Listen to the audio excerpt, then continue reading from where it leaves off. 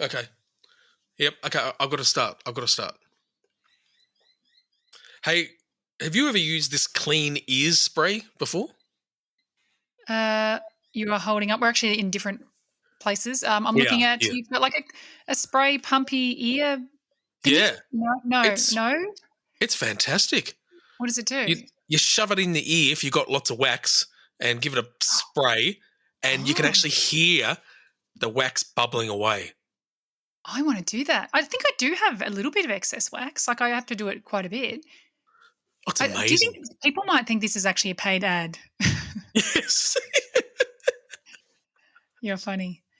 Yes, I always use clean wax ears whenever I've got a waxy ear. I'll make sure I put it in the show notes. Oh, yes.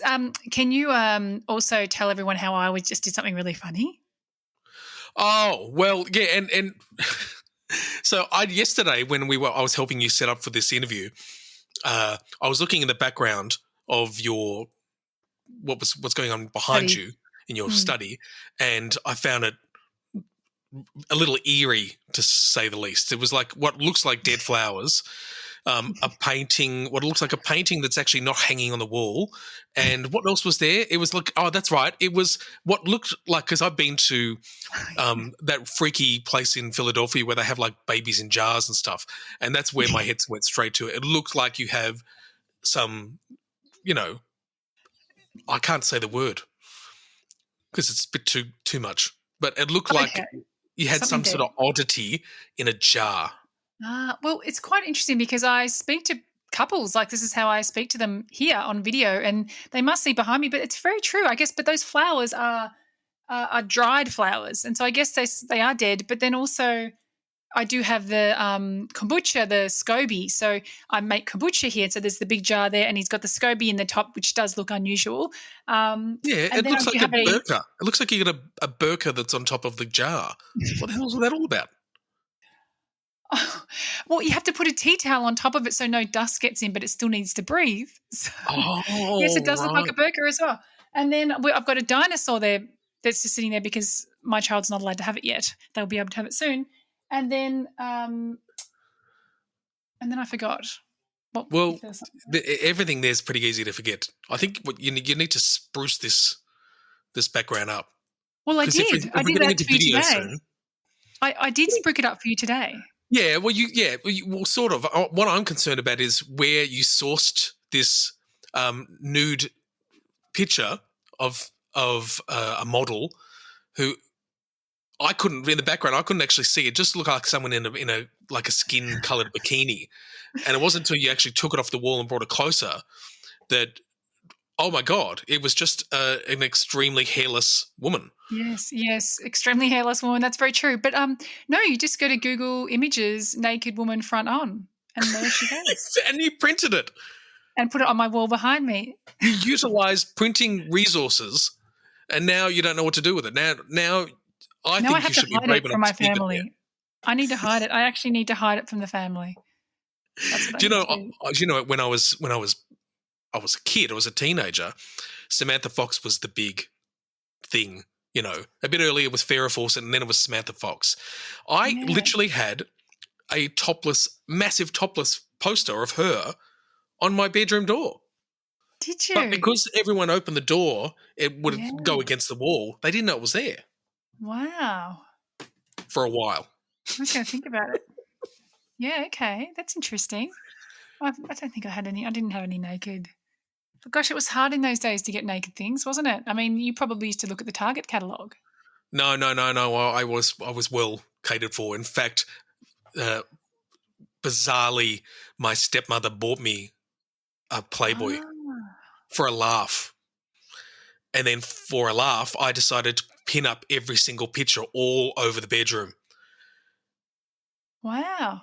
And they all thought it was very funny until my mum showed up and she was about to go into my room and they all panicked. And they kept her busy while I quickly pulled all the pictures back down again. Wow. But yes, no, I was the hero of my primary school because I would take them down to the back of the block and page by page turn in front of a crowd of all these boys who just thought I was a god. Yeah, that's exactly right. Yeah, we had a boy who had them. I know 2 boys that had them, and yeah, they were like for Mm. those few weeks or however long they were the most popular kids in school in I'm grade, bloody lucky probably that grade 5. I don't have a weird Star Wars fetish, because I think that's how my understanding is that how fetishes start. It's like some sort of weird trigger that happens when you're younger, Yeah, and it somehow gets associated to your attractions and this sort of stuff, your sexuality. We found a magazine, and it was a dirty magazine, and it was a Star Wars theme, and right. so I've never forgot that the images of that one and what the woman was screaming out. Can you guess what she might have been screaming out? I'm not your father? No, No. it Okay, was well. hold on. Is it, uh, he's my brother? Well, no, I'll give you a clue, because the character who played the main role was the Darth Vader character, but he had Oh. a slightly different change to the name. His name was Darth Vader. Oh, okay, so he's going to be saying, What's "Feel." she saying? Oh, it's a she. Oh, it's a she. What is she saying? Feel feel the power. Feel the anger. I don't know. What is that? No, that's What? what I he don't was know. saying, but it was what she was saying on the receiving end Oh, so who is of Darth she? Is she Vader. Princess Leia? Yes. Okay. Yeah. She's saying, no, I have no idea. What is she saying? She was saying, harder, Vader. Harder, Vader. Oh my god, of course she is. Of course she is. No, I was trying to think of Star Wars too much. I was too invested in Star Wars itself. How am I? Oh, I've been sick all week. Thanks Oh, for have you? asking. Oh, no worries. Yeah. And you're better now?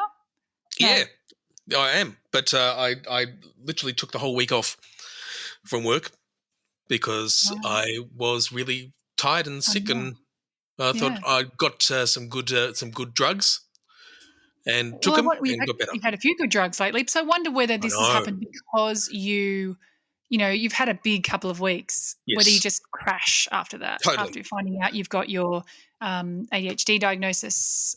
Yeah, whether that's yeah, you're agreeing anyway, so I don't need to keep going. Oh shit! Yeah, it was literally after I drove back from his office that I started coughing, Yeah. and Wow.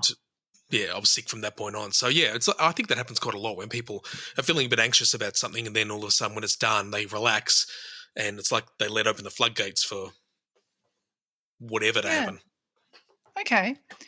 And you wanting to know what I've been up to? Well, No, no. hmm. I can't think of anything I've been up to. Have I been doing anything fun? Well, I don't know. Okay. Well, can you just play the music, just the music while I'm The Telstra just waiting looking? music. I wonder if Just everyone go. notices it, has ever heard that before. The Telstra waiting music, because that's what I play when we're thinking. It's the Yes. old school being put on Yes. hold for Yeah, actually, Telstra. you know what I did do? I went to my friend's farm on the weekend. Isn't that bizarre? I couldn't even remember. Oh, my wife, no, your wife, and Just say it. Go with it. your, I guess she's my wife. My Yeah. wife and our other friend, we went to her farm, and it was just the Mm, 3 of us, and it was so relaxing, and there was just farmy stuff and animals mm, and food. We went out and ate food. Actually, a funny thing happened. This is mm, not a autistic moment, I don't think. No, it's not. But we went to a pub for dinner, and we went to order. You had to go up to the pub register and make our order. So your wife and I were there making the order, and then the mm. person behind the counter said, "Are you going to stay here or leave?" And we went, "Stay. We're going to," because we already gave them the table number. Oh, stay. And then I said, What do you mean? Like, what's the alternative? No, because she said, "Are you going to stay here?" And I said, "Well, yes. What's the alternative?" And she said, "Well, some people leave and come back." And I went, Oh, "Oh." We thought, "Oh, maybe that's a country thing because we're like 2.5 hours from Melbourne. Maybe it's yeah. a country thing that they leave and come." I said, "Well, we said we're too far from our accommodations. Wouldn't be worth it for us to leave and come back." Anyway, so then we're sitting down at the table 8 with our drinks, and then they came over with all of our food in takeaway containers Oh my and gave god. it to us, and plastic cutlery and whatever, and we're sitting there, and I looked around at the other tables because I thought maybe everybody has that, but no, it was just us. But we gave you the table number. You brought the food to our table, so we were sitting at a table, and then but you gave it to me in takeaway, but we never said takeaway. But that would explain why she said, "Are you staying here or are you coming back?" Yeah. Oh, for God's Yes, sake. it was awkward because then we thought, oh fuck, like What are you going to do? you paid less. You paid less to have takeaway. Oh, So we yes, of just look course. like the biggest tight asses. We've 'Cause changed then our mind. no, we wanted to pay. Yeah, we wanted to pay less. So we're going to get the takeaway, and then we're just going to sit in and eat anyway, so we don't have to pay as much as if we were dining in. It was mortifying, but funny Oh, at the same time. that is so did you actually eat? Yeah, we sat there and ate. You did? We just sat there and ate. And then the lady, she gave us, we got the eye contact.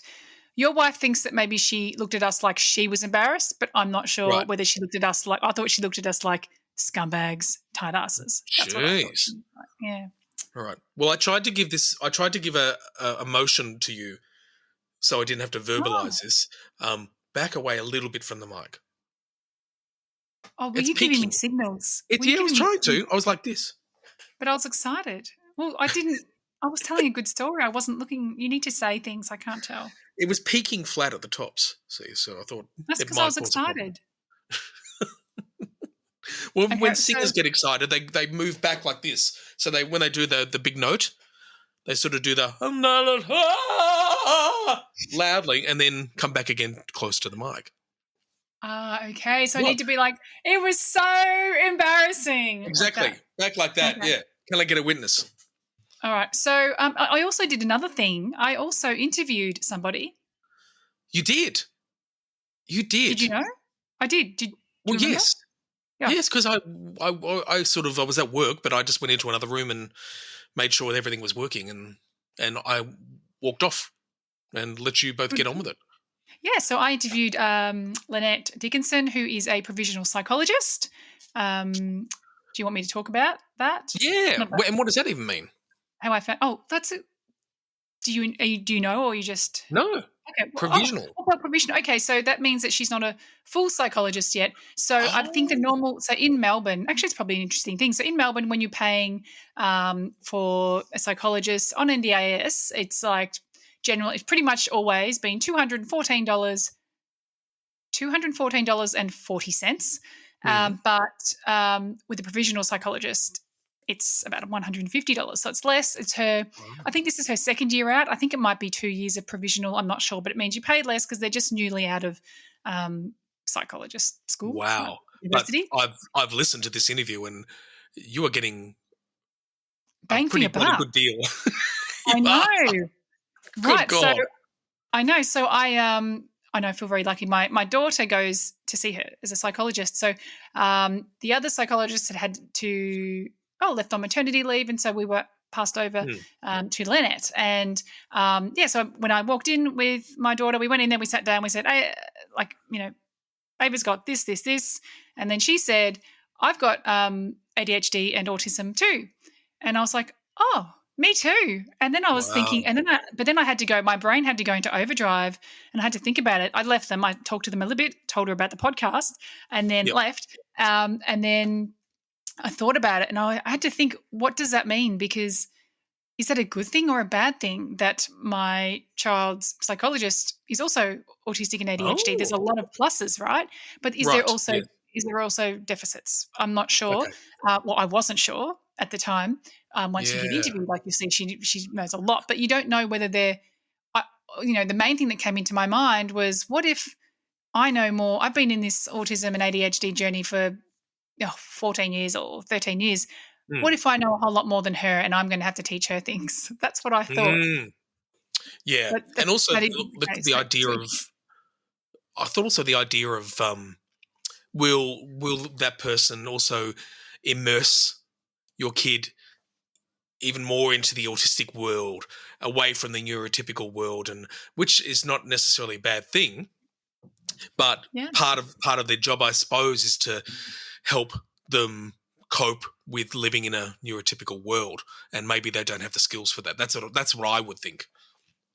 Right. Well, Yeah, okay, yes. And then one of the things when we were moving over to a new psychologist, my daughter had said, I want someone that talks to me and tells me about themselves and their life a bit as well. I was like, okay, well, that one, and and Lynette did that right from the first moment. So Right. Ava was sold, after that, and also she was getting bunny rabbits. So as therapy animals at that point. So Ava was like, no, I'm definitely going back here. So so that's how I Right. found Lynette, and she was when I spoke to her on that first session, I really felt like we did connect, and well, I Yeah. think from my side we did connect. I just thought she seemed like a really lovely person, and she was really keen to really get the message, just get more information out there about autism and ADHD, and that's why she was so keen to assist us, or not assist us, but just jump on Just come on. our Yeah. podcast. Yeah, and so And I did it's actually. been worth it. Yeah, well, I'm glad you said that, because imagine if you said it wasn't worth it. No, it's a really good interview because it's one of our more factual ones, Yes. which is I think is really important to have. We need that mix of um, lots of information, or sometimes there's virtually no information, and this is one Yeah, with that's lots. true. Yeah, well, it's also really good because these are questions that you want to ask your specialists, your psychologists and things, but Yes, they normally have a wall up. They yes, often have a wall up, and it's very much like you are the patient and you're the yeah. client. Was Lynette, I felt, really answered everything that I put to her. Like I sent her through some questions beforehand. She was open to speaking about any of it. So I was really happy. So yeah, we had some of the party poopers put some questions in as well, and that was via our private Facebook group. And so Yes. you managed to get those questions out there as well. So hopefully they'll It's like great, and I them. want to do more of that going forward. Like when we are interviewing somebody, yeah, Yep. just ask the group who what questions we had. We had some really good questions. My favorite one was the last question, but you have to listen to the interview to hear Well, the last let's listen question. to it now, and we'll talk about it afterwards. Okay, bye.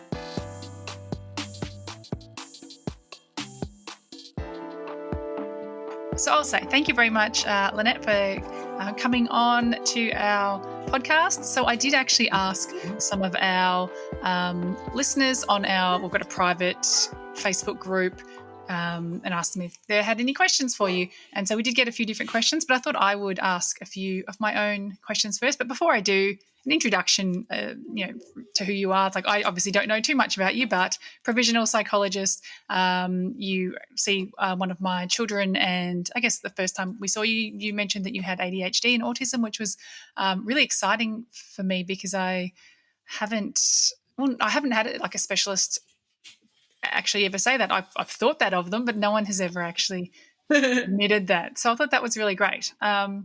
So you. I thought you might give us a little bit of, or if there's anything I've missed out on about yourself that you'd like to add. I've had the typical ADHD career path of multiple different jobs at different times, and the thing I find the most satisfying about doing what I'm doing now is every session I use every single thing that I've ever done in the Wow. session, Okay. and um, that is very gratifying to bring my whole self in. Yes, but that must be exhausting as well. Um, Look, it's less exhausting than having to shut bits of me off, or Oh, that's a good point. having to worry about um, saying that I'm neurodivergent, or um, covering over bits of me that don't sit quite as easily with a neurotypical world. Um, Bringing all of me in feels probably the most authentic I've ever felt.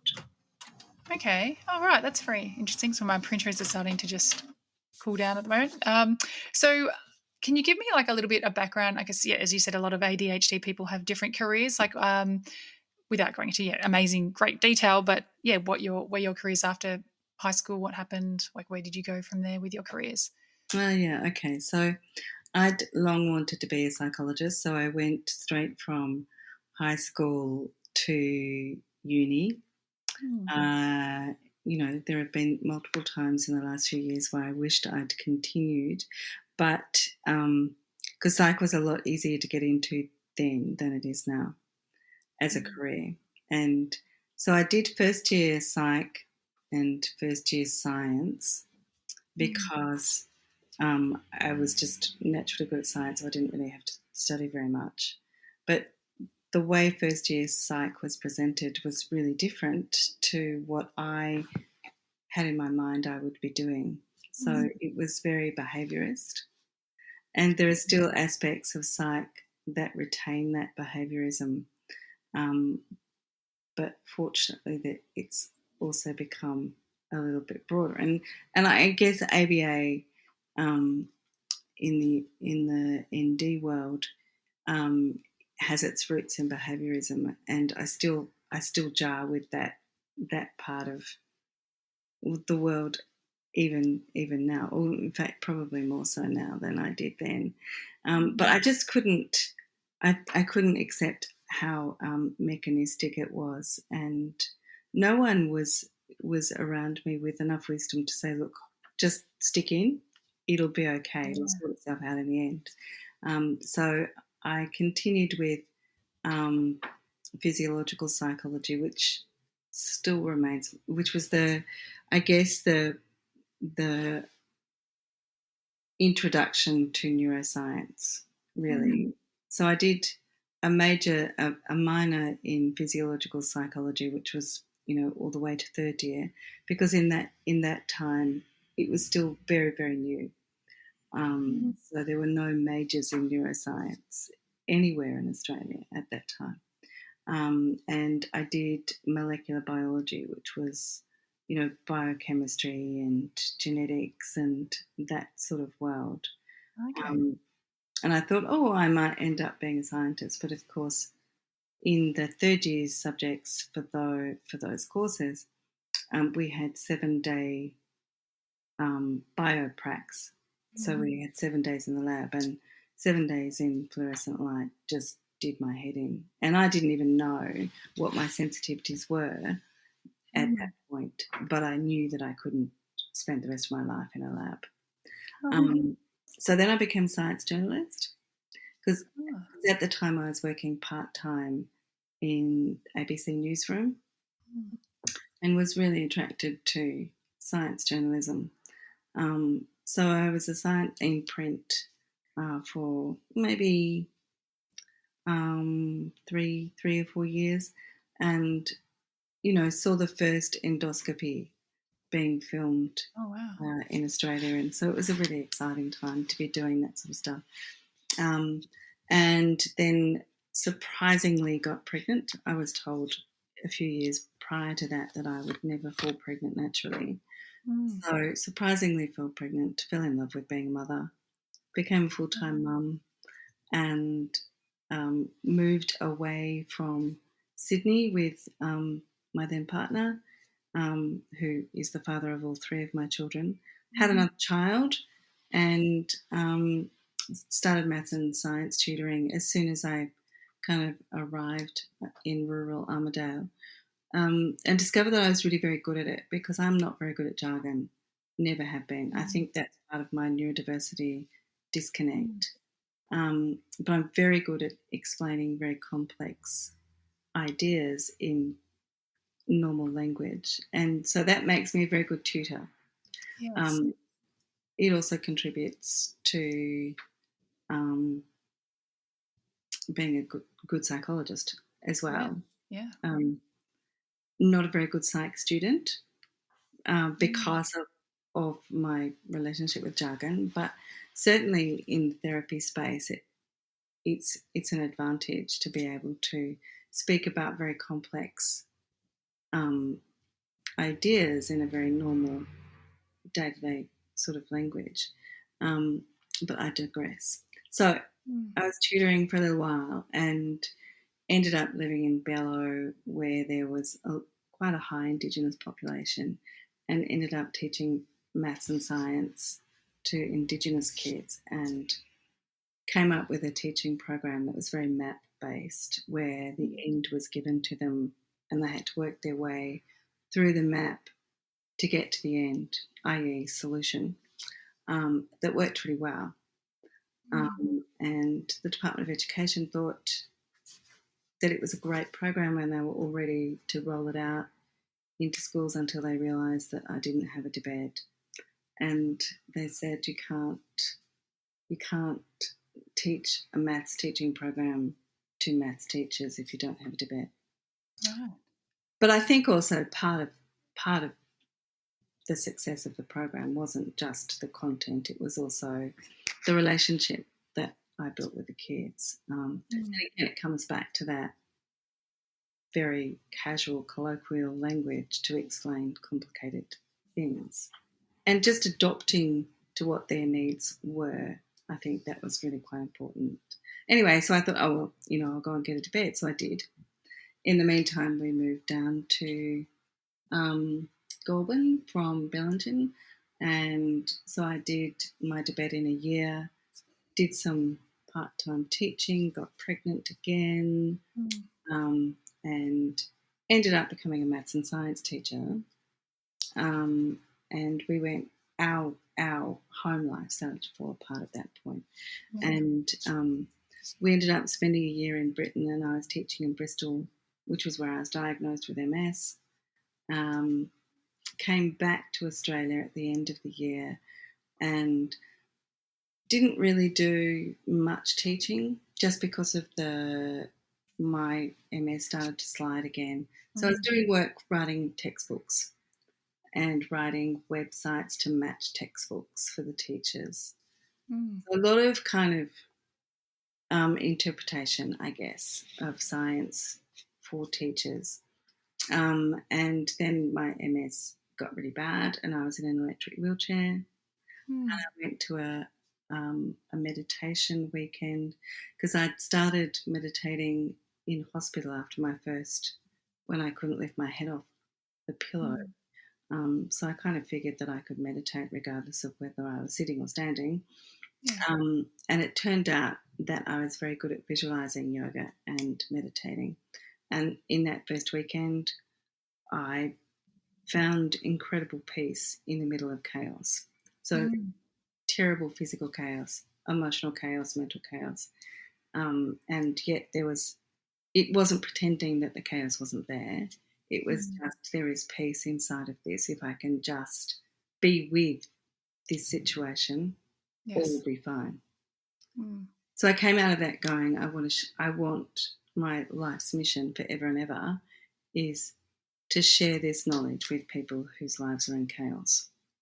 Wow. And so I then joined the yoga teacher training and did a lot of visualizing of yoga. In the process, got out of my wheelchair and returned it. Also then concurrently did the meditation teacher training. Ended up being a meditation therapist and teacher for people with chronic illness, which was where I wanted to be at that time. And got a lot of NDIS people because it was just beginning, and did a lot of work for community centres who were running exercise classes and cooking classes and craft and so on and so forth, living skills mostly, for people who are in crisis for various reasons.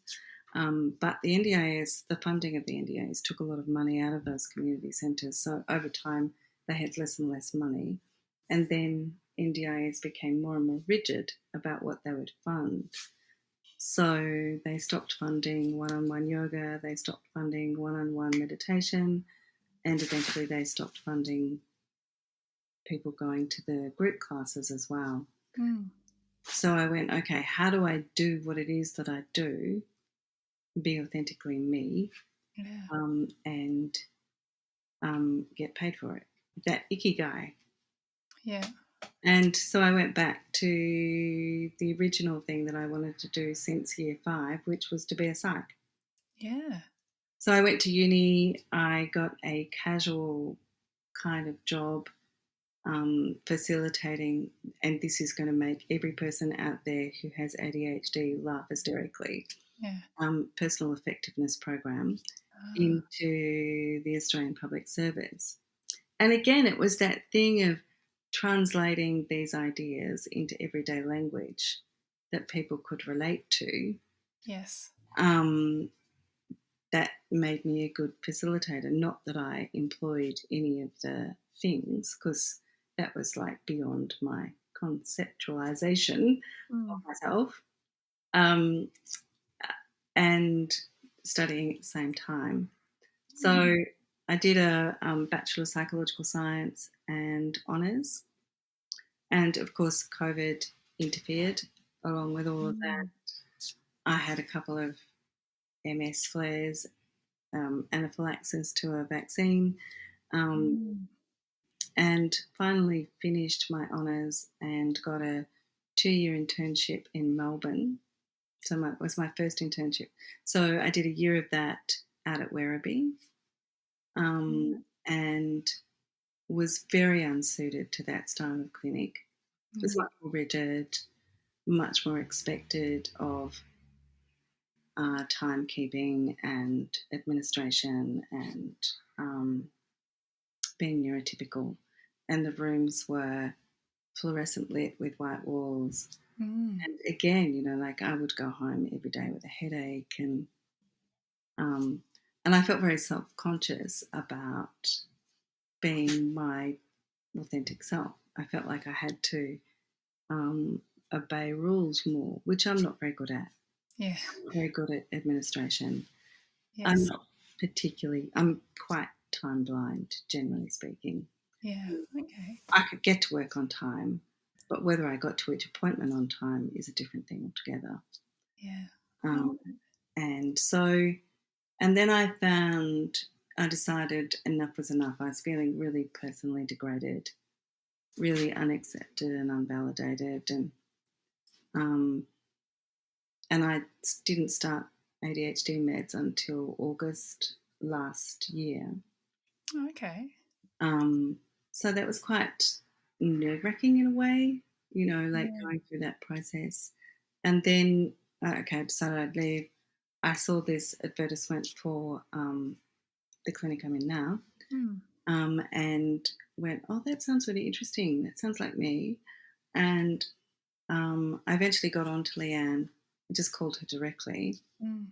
And we were having this great conversation, and I said, and I've got ADHD and undiagnosed autism. And she said, well, that's a bonus. Yeah. And I went, okay, I'm home.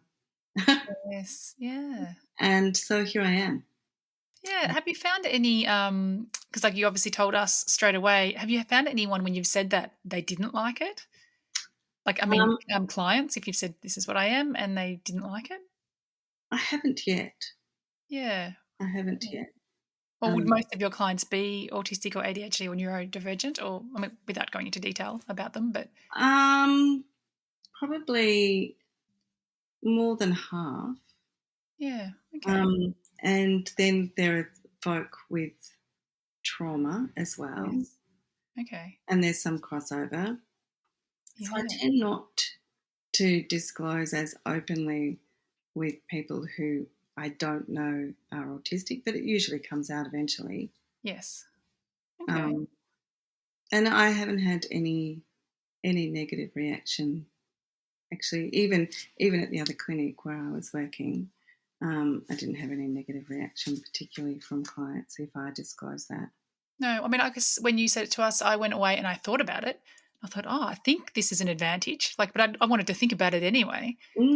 Because I thought, because a part of me was obviously, without knowing anything else about you, I thought, well, we've been on this journey for at least 15 years. I might potentially know more about it than you do. Ah, indeed. That's something that crosses my mind, but I feel differently now. But that's just something that crosses your mind. I was also wondering, like, since becoming a provisional psychologist, obviously with ADHD and autism, so is there anything that you find more challenging than you thought you would? Yeah, I still find, well, I didn't realise there was so much admin. Yeah, okay. And is that also in a place like you're in where you actually have admin people at the front desk that you still there's much less of it here than there was previously, much less. And I'm very supported in that regard. But I do find the timing of sessions a bit challenging because I sit with people and I really focus on them, and then I become time blind. If I'm paying attention to something, that is when I'm time blind. So there's this thing called the clinician's clock for 50 minutes appointments, and all of our appointments are supposed to be 50 minutes. You may have noticed with your daughter that they aren't often with me. It's 50 minutes. But once I'm with somebody and focusing on them and what they're saying, I lose time. So that's a difficult thing that I'm looking for solutions around. Like Well, you maybe could probably have I've got an Apple Watch, a watch that actually doesn't make a noise, but it will just do like a little vibrate. Yeah. So that but it's not like ding ding 5 minutes to go or something like that might be. Well, yeah, and I think with some clients they might need the ding ding as well. Yeah, that's a good point. Yeah. Yeah, that okay, we've got 10 minutes to go. How can we sum this up? How can we tie it in a nice neat bow? Yes. So I think that's something that I'm going to do this week because I've been trying to do it myself, but I'm really not very good at it. Yeah. So that and report writing. There's a lot of report writing in being psych, and I perhaps was a bit naive, really. Yeah. We used to have another psych where you are, and I mean they left, but they ended up just not doing any. They end up having young children and not wanting to do any NDIS or anything where they have to write reports. So I think they deal more with trauma and those sorts of things now rather than writing, being so report based, so heavy. I think she was saying a whole day a week was just writing for people. Yeah, it really is a lot because as anyone on NDIS knows, there's the regular funding reports. There's if you want an update of your funding, there's that report that goes there as well. And then I'm just starting to do assessments, so there's assessment reports which are really collating all of the information from about 5 or 6 different assessments. Yeah. And that's a lot. Right. And then there are a lot of people that are obviously looking for assessments for their children and they're actually finding it really difficult to find anywhere. Do you have any secrets that tell them how to get in sooner, where to go, those sorts of things? Well, I do know here they've just started all of the provisionals on doing assessments. Oh, that's interesting. Actually, I shouldn't just say children. It's also adults. A lot of adults are looking for to get an assessment. Absolutely. And in some cases, the adults are just as urgent as Yes. the children. I guess the children are at the beginning of their lives in terms of interacting with neurotypical society, so it's quite important for them to get on the right footing with school. But adults are, they're feeling that some piece is slotted into place for them in a way that they've never felt before. So they feel quite urgent about it as well.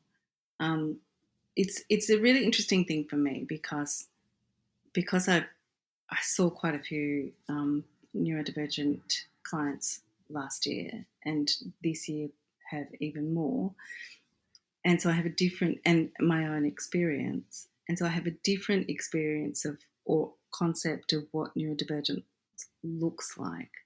So what I would say for people, my first assessment, which I'm in the middle of at the moment, the parent said that it was a few years ago when about 7 years ago when they had their child diagnosed, their first child diagnosed, but they said they had to go through several psychs for them to see this in their child. So in the first appointment, where the intake appointment, where the psych is taking all the background information for the assessment, my suggestion would be to ask them what signs are they looking for. What's their concept of autism? What does it look like for them? And also for ADHD as well, because I have a couple of clients where even the pediatrician is a little bit on the fence about girls with ADHD, for example. Yeah. So That makes it difficult. What I did with my kids was I read this book, which had a lot of different stories about different families and autism presents differently in all these different people. So I just had a notebook for each of my children, and I just wrote down everything that was in that book that mm, each of my children presented with, and I just gave it to the psychologist before that first meeting. So these are all the things, and that was the best thing I could possibly done, because if I'd just gone into it without reading that book, there was so many things I didn't even realize were autistic traits. yeah, Yeah. I've discovered so much about myself since my Yeah. first kind of light bulb moment.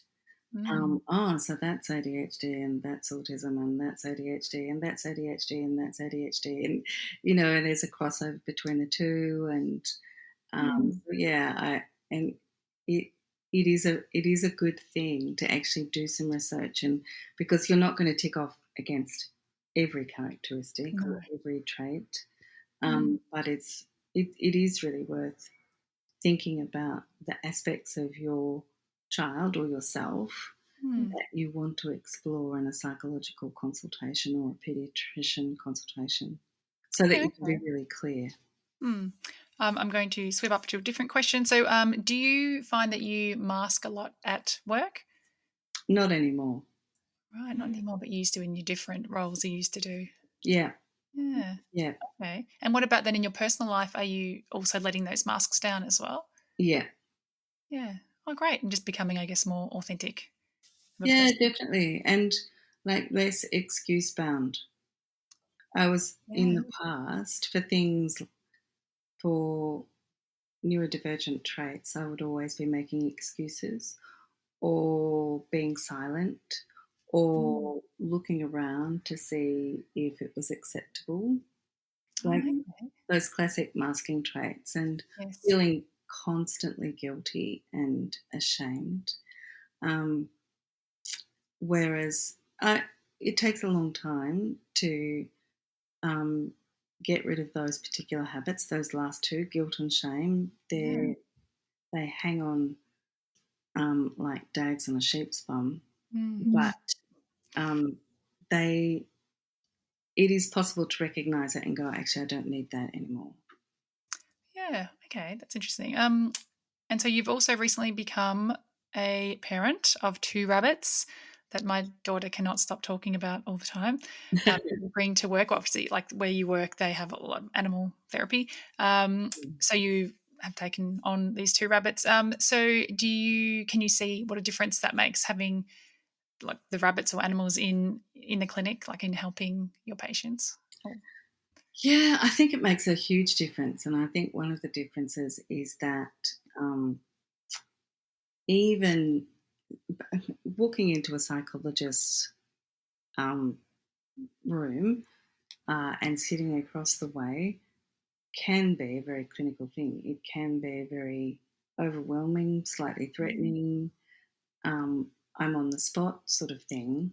Yeah. Whereas the design of this room, in terms of paint and carpet and furniture and so on, um, is a little bit more like a lounge room. But then added to that, there's these two very cute and active bunnies nearby, and lots of bunny poo and hay, and I think it reduces that clinical nature of being in the psychologist's room even more.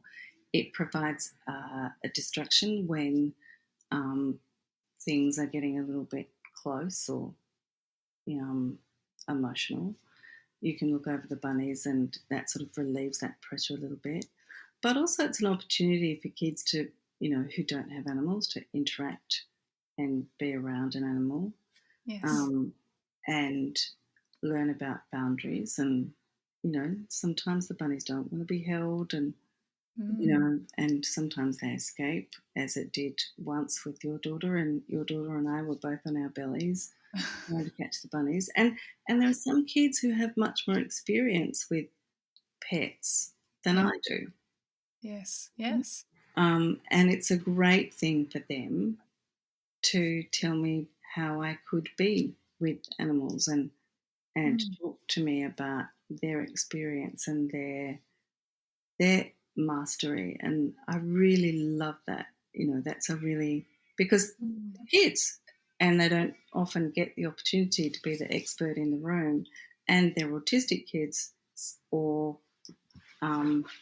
kids with ADHD, so they're even, there is an area of their life where they're not in mastery, and so it's great to see them, your daughter included in this, to see them step into their mastery and give guidance and talk about their animals, and yes, it's really beautiful. I love it so much. And it does provide an extra layer of complexity for me, which is I'm still getting used to. Okay, all right. So I've asked all the questions that I was going to ask for myself, but as I said, there were questions from our listeners as well, just a few. So someone has asked, so given that you know everything you do about psychology, theory of autism, ADHD, and the neurotypical brain as well, do you think that has given you better coping skills on your hard days? Definitely. Okay. Yeah, definitely. And add to that yoga and meditation. Yes. Um, Do you have a favorite meditation app or anything like you can recommend? No. I give it to myself. Yeah. So I have taught a lot of meditations. I've recorded a lot of meditations. During COVID, I would give free half-hour sessions on Facebook every night for about 6 months. Wow. And so for me, it's almost as natural as breathing, really. Right. That's amazing. Okay. So yeah, I think giving myself permission to be a yoga teacher or a meditation teacher, as well as a psychologist, and teach myself and realize when and this is still a work in process, when I'm taking on too much of what happens in the room. But I think those things are, and the knowledge of because I'm a neuroscience nerd. And so all that I've learned in psychology is that anxiety is really bad for any neurodiversity, but it's also really bad for any kind of thinking, full stop. Okay. It's also really bad for any inflammatory conditions. And, of course, MS is inflammatory. So that knowledge means that it helps not only me navigate my day, but it also means that I try and create a calm environment for my clients so that they can get the best out of their session and their life outside the session. Okay, that's true. Now, someone else has asked, do you see a psychologist yourself? I do. Oh, you do? Okay. So and have you done that for a while? Sorry? You've been doing that for a while, or since you became 5 years. Okay. 5 years. Can you just hang on for a minute? I've just got a phone call. All right. I'll be back. No problem. Hello. Good morning. No. Yep. Okay. I'll send it. I will send it to her. That's fine. Thank you. Bye. Okay. Are we back? Yes, we are back. Yes. Okay. So, and so how does the person has asked, and how does it feel to be seeing a psychologist? So obviously you have to think that psychologist is better at being a psychologist than yourself, don't you? Otherwise, what would be the point of seeing them? No. I think that person has an external perspective on me that I don't have on myself. Oh, right. Of course. And I think part of the advantage or part of the benefit of seeing a psych as an adult is to talk through things that in an impartial environment that is difficult to find elsewhere in your life. Okay, that makes sense. So, and this person has been with me through some, really interesting circumstances in my life, and through my diagnosis, and through what's happened since. And, occasionally I'll say something to her, and she'll say, "Oh my God, that's so ADHD," or "That's so autistic," and she's known me through this process. So I see telehealth. I started seeing her when I was still living in Canberra. It was in-person consult. And so now I see her, like, I don't actually see her. We have phone appointments. And like, she's one of my anchors. Yeah. Okay. Yeah. I'm just going to try and jump through the questions because we don't have too long, so I want you to be able to eat some food on your break. Do you have any advice for how to regulate emotions better? Yep. Yep. So breathing is the first stop. And this is a tricky one because there is a tendency in those of us who are neurodivergent to not breathe or forget to breathe or breathe very shallowly. So a regular breathing practice is a really good place to start. Okay, is there any way to listen to your meditations? Yeah. I have a channel on YouTube that's called Splendor Yoga. Okay, great. Well, I'll get you to send that through to me, and get Dan to put it in the show notes. Yeah, thank you. That'd be great. That'd be good. And if anyone is really interested in lengthier relaxations or anything like that, they can send me an email because I've got. I did 2 CDs back when I was, being a yoga teacher and therapist, and so they're recorded in a recording studio, and one of them is a relaxation, progressive muscle relaxation of different lengths, and the other one is a meditation of different lengths. So if anyone is interested, they're more than welcome to contact me about. Sorry, and I did interrupt you. So anything else to regulate emotions better? Any kind of mindfulness grounding sort of exercises, one of the things that, and to try and identify what are the first signs that you're becoming dysregulated, and find out the tools that work for you, whether it be a sensory thing, whether it be a breathing thing, whether it's grounding yourself.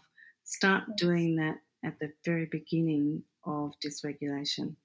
Oh, right. I work with kids all the time to try and work out when they first start feeling that bit of dysregulation and step in right there, because you've got much more chance of success when you start early than you do when you leave it till you're already hyper aroused.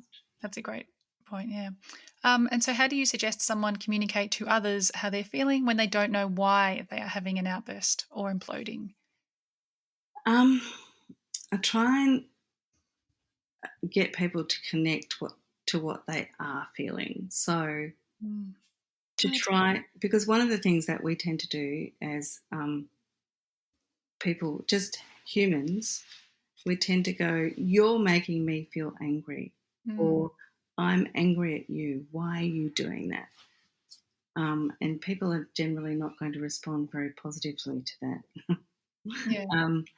But if you can try and turn it back and say, "I'm feeling really upset," or "I'm feeling dysregulated," again, if you can get it right at the beginning, that helps.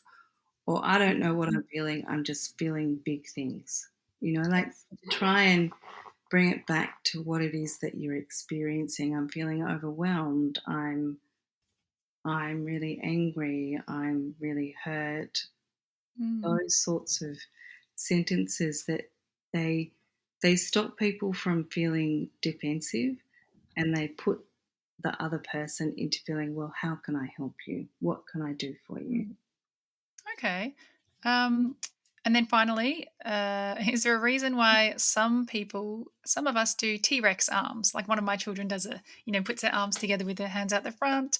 I imagine, I don't know whether it's a psych thing, but or whether it could be like an OT or something else. But just what your take of. Look, it's possibly a psych thing, and it's possibly an OT thing. I have a personal experience of that being a place of safety. Yes. Because you're covering your heart. It's like, it's very contained. Your body energy is very kind of protective, and but there's a little bit of curiousness in there, a little bit of curiosity, and that's a good thing if we can grab hold of the curiosity. It'd be fantastic. It's very bunny-like, actually.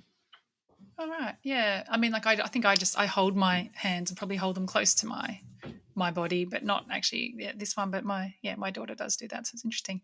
Well, they're all my questions I have for you, and I'm trying to squeeze into kind of around about half of an hour. But I'm really appreciate the time that you've taken to have a chat with us, because I've really wanted to get you on since I met you. Oh, that's a pleasure, and thank you for inviting me. It's always lovely to have a chat about these things. They're not discussed enough, I think, in a kind of normal way, if you like. Yes.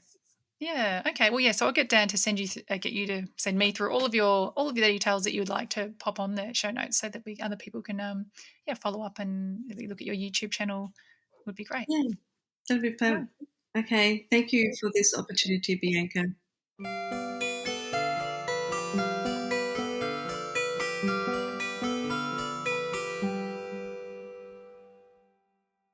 All right. Well, it was a rather abrupt end, but the reason for that is because she had to go really quickly. She was, lunch break. She was off for another lunch break and so forth, and so yeah, it was a quick end, but it did continue a little bit longer, just so people realise that. I came on and said hello and thank you. And what did you think? Stuff. Like, what did you think of my interview style? Yes, well, I liked it. It was just. It worked. It worked in the situation you were in. She was very good at just getting those answers out. Yeah. You had the questions, and I was quite impressed by how quickly she was able to respond to all these different questions. Well, we only had a short amount of time, and so I wasn't really linking in, and having pondering moments. It was more like, okay, next question is this. I just wanted to get in as many as I could. Yeah. I found the first thing that sort of twitched my ears was near the start, where she's talking about that she's had a typical ADHD career path of like multiple different jobs, and that hadn't really occurred to me before. Like, oh, wow, yeah, that's really interesting. It makes me wonder why I don't. Well, you've had two. Oh no, you've had three. Have multiple jobs. I had lots earlier on, but that was within that sort of disability realm. You've got to do. But you worked in disability, then. But I'd stayed around for a long time. You worked in disability, then you worked in the other telecommunications, and then you worked now in something officey, different. So that's three things. Yeah. I suppose it is. Yeah. Yeah.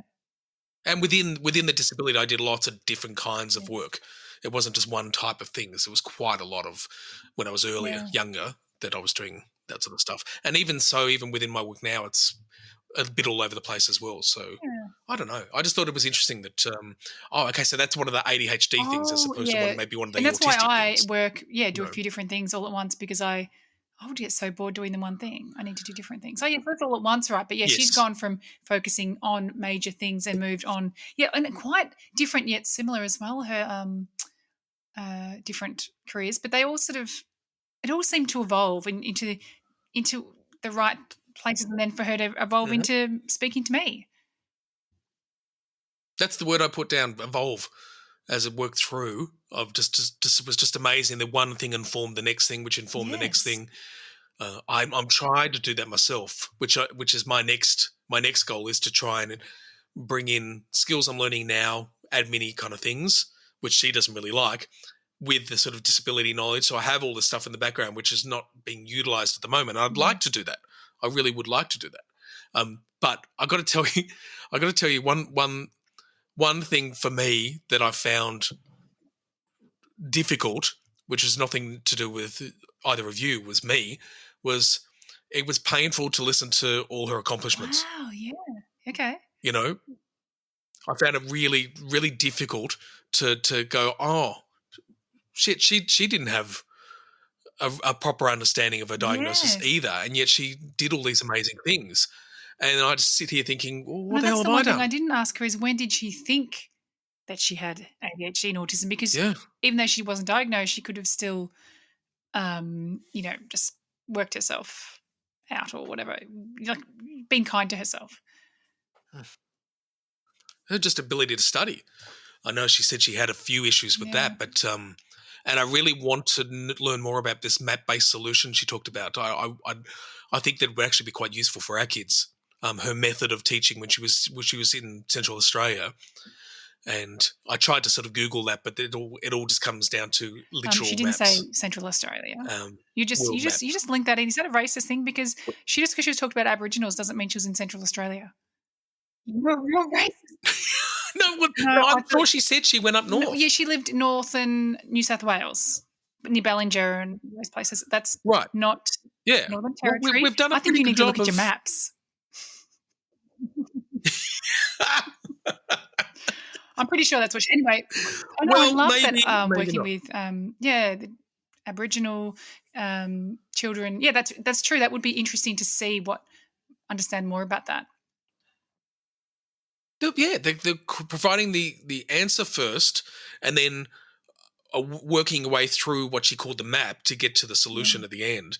That could be a learning method that I could utilize as well. It's a very different way of learning, which sounded like it was going to be happening, and then she couldn't. I don't know why. So my question would be to her now is, why isn't she doing it now? Now she's got her dip ed. Why didn't she continue that and try and get that learning method back on to the department again? That's really good, actually. So there you go. There's some work for you to do. Follow up. I need to follow up. Or can maybe other find out people for might me. have some follow-up questions as well. So and obviously we see her every couple of weeks. So you're welcome to put on our either page, really, the private group or public page if you prefer. And if you have any other questions, I can pass them on. Any follow-up questions. The private page is getting a bit more busy, which is really nice to have a bit more interactions going on in there. It's a private group, so it's obviously I check everyone who. When I say check them, I can see what other groups they're involved in, and make sure they're not dodginess. So we do. I think that is part of being an autistic podcast with autistic people listening, is that they don't necessarily want to blurt things out to all and sundry on a public page as well. Well, this one is private, and we don't name names, and if we're going to be talking about any content we've come across, we'll just call you the party poopers, or we'll ask directly, and we've asked directly regarding a autistic moment, which it's not going to be on this episode, it'll be on the next one, because we're gonna put some effort into it. All right, I'll buy one of the party poopers. Yeah, that sounds good. Can I do one anyway? Sure, let's do it now. Roll the music.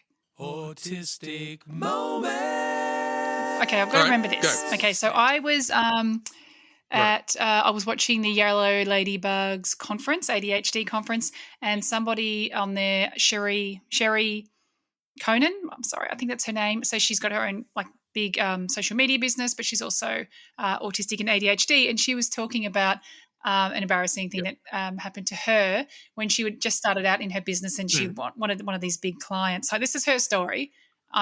She said it in a public forum. I'm sure she doesn't mind me passing that on. I've kind of referenced it, but she said that she wanted one of these bigger clients, and she was excited about this meeting, and she was planning for it, and she was meeting them, I think, at a cafe, this person, and she was obviously being her autistic self. She was planning what she was going to do, and she was like, I'm just going to go up there, I'm going to shake their hands, I'm going to do a strong handshake, and she was trying to plan all those things. So I think that the person, when she did meet the woman was coming towards her, And the woman went, because they'd been interacting quite a bit, the woman went in for a hug, but because Sherry had already planned that she was going to do this handshake, she couldn't stop.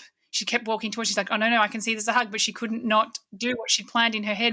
So she put her hand out, and she ended up jiggling her breast.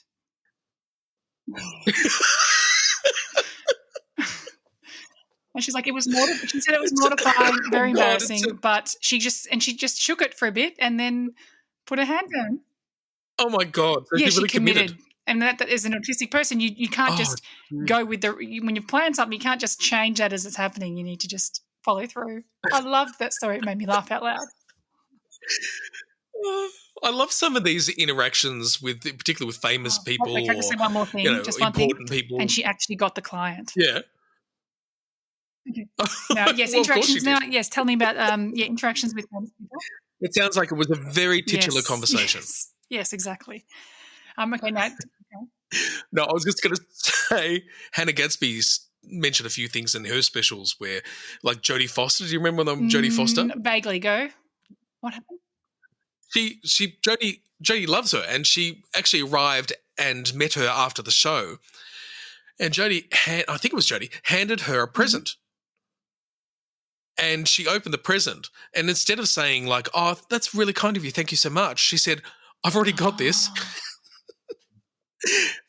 And she does stuff like that all the time. That's actually a funny thing to say, because that's what maybe like an asshole would say as well, like a really famous person that thinks they're so famous that they can be an asshole to people. So that's why also very, very embarrassing. Do you have any? I saw we haven't talked about this, but on the on our page, I think it was on the page, you'd mentioned something about you had embarrassed yourself in front of a celebrity again recently. Oh my God! Yes. What were you talking about? Yeah, Nico Case. You can see her behind me. There's is this a poster. A music thing?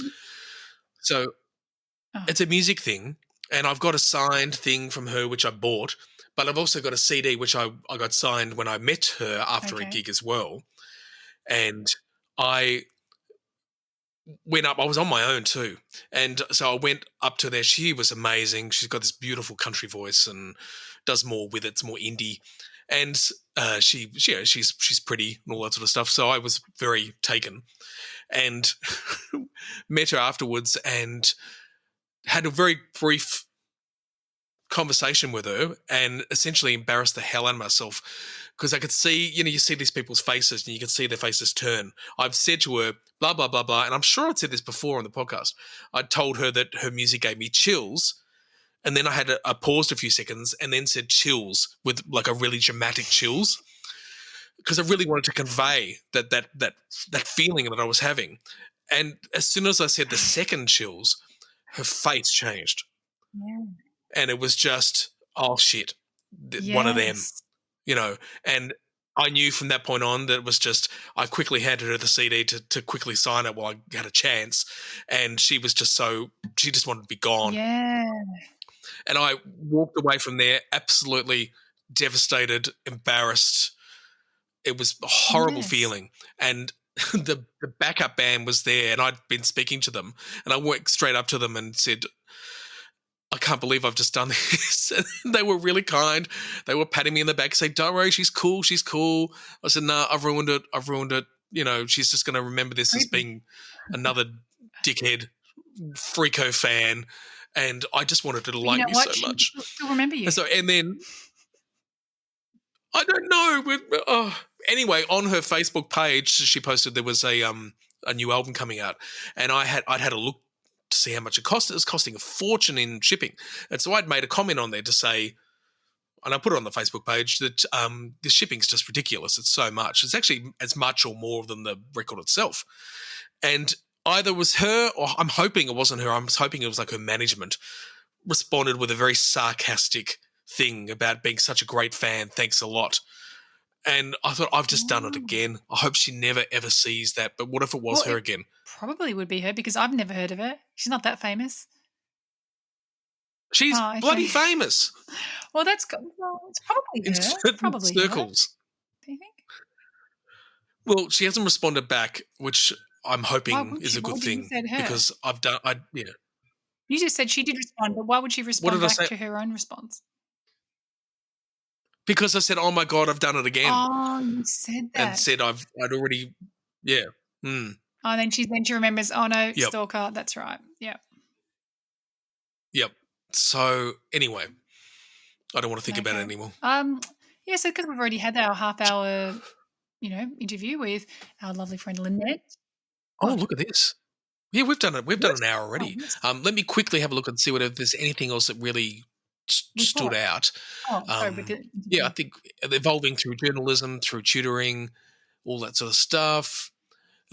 Interesting was the meditation part. I was quite fascinated with that because there is some good science behind meditation as being quite helpful, as is like going for a walk. Yeah, And absolutely. that's something I think everyone should consider as well. As just because I'm taking medication doesn't mean I should stop doing other things like meditation, walking, and exercise and that sort of stuff. There's lots of things like that. Like I'm actually having a special tea right now. Do you believe in tea? The power of tea? My tea is it's a tea with elderflower, lavender, and something else. Okay, did you make that in a jar as well with a towel Not over that it? one, but look, I told you I'm becoming a hippie, didn't I?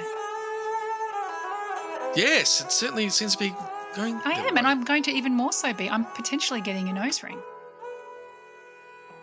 Oh, good God. That's what my husband says. You can get magnetic ones, so you can just put them either side of your nostril. I didn't know that. Do that because I did that. I pranked my mother when I came back from England, and I had one of those, and I can do that when I feel like being a hippie. then I moved it a bit. I said, "Would it be better up here?" That is really good. I'm going to do that because then I can be hippie when I feel like it and not when I don't want to. Yeah, do it. Okay, Do it. I'm going to Google it after this. And there is one more thing you do need to do, though. No. Yes. So I asked Lynette, I'm not sure whether you were able to get that, but I did ask her whether she thought I did a good job of the interview, and she said she did think I did. Oh, Wait, what did you yes, think of course. A lovely What do you lead-in. think I'm Thank asking you to do? you. A compliment. What's that? Yeah, A compliment. that's all I'm asking for. It didn't even occur to me to say well done on the interview. It didn't occur to me to say that, but of course, yes. Thank you for leading me towards Yes, I that. help. I'm that person. I fill in your gaps sometimes. Oh, good God. All right. I'm going to go and pump my ears full of more of this Clean Ears available at all your Wait, and does it local come out? chemists. Does the wax come out of the ear? No, it sort of melts into liquid. And then it must come out. Doesn't it come It out? crackles. Yeah, it sort of does. And you don't have to move your head around. It just does the job. And then, I don't know, after a while, you just clean your ear. Oh, that sounds really good. better. So put that in the show notes. Because there will probably be other people with ear wax problems too. Well, yeah, All okay. right, no worries. If I remember. You will. All right. See you next time. See you. Well done on high the five. interview. Virtual. Yeah. Oh, that hurt. Bye. Bye.